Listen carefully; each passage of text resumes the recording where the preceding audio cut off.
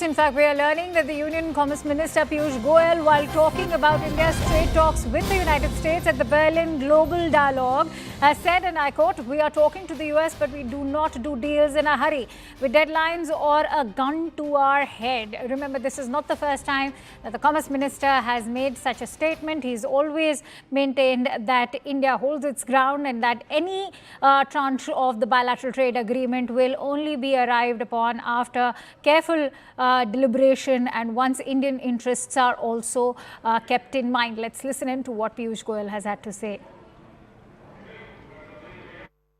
We are talking to the United States, of course, but we don't do deals in a hurry, and we don't do deals with deadlines or with a gun on our head.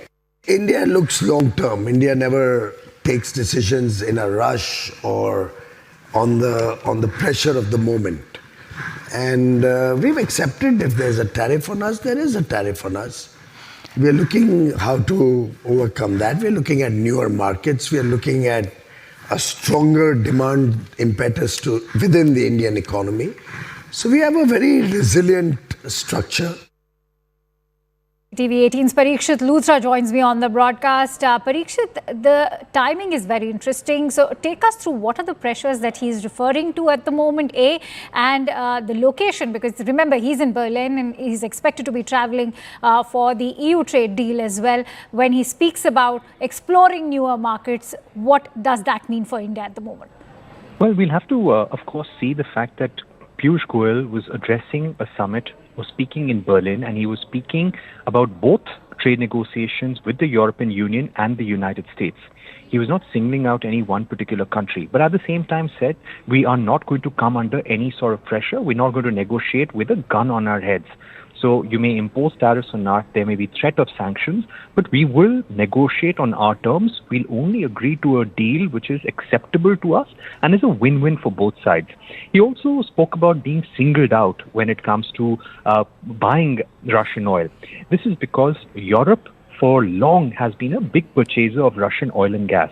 They have started scaling down, but they have been big purchasers of Russian oil. So Piyush Goyal and the Indian government have been saying that you cannot single out India. There cannot be this duplicate or this contradiction in approach where some countries are allowed to buy Russian oil and others are pressurized to stop purchasing Russian oil. At the same time, we also have to realize that while India may be importing Russian oil, we also export the refined products to countries in US, in Europe, in United States, Singapore, and the UAE. So that is also a fact that we need to keep in mind. Having said that, India will now look at a diversification process as far as Russian oil is concerned, but it's going to remain a part of India's energy mix because a lot of the purchases happen through third-party intermediaries. We may stop buying it directly from Russian oil companies, but that Russian oil, that Russian import will somehow, in some way or the other, remain a part of India's energy mix. Parikshit, much was being touted on an in-person meeting that was expected to take place between Prime Minister Modi and President Trump in Kuala Lumpur during the ASEAN. But now that Prime Minister will be attending that summit virtually, will that have any bearing on the ongoing trade talks, given the President's personal style of diplomacy?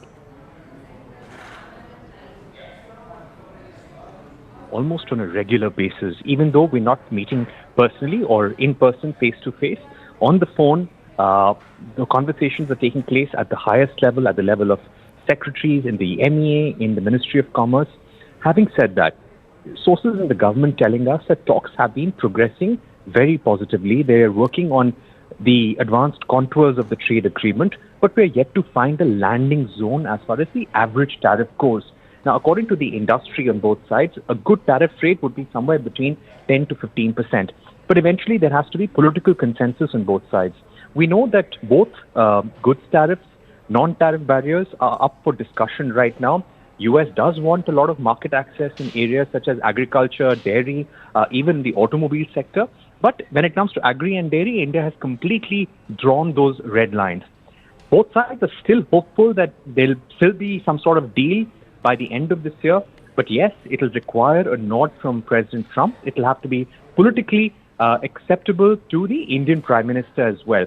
So we will have to reach that point in the relationship where we can say that it's a win for both sides. And All right. concluded Dean. Many thanks to you, Parikshit, for putting that into perspective for us with that shifting.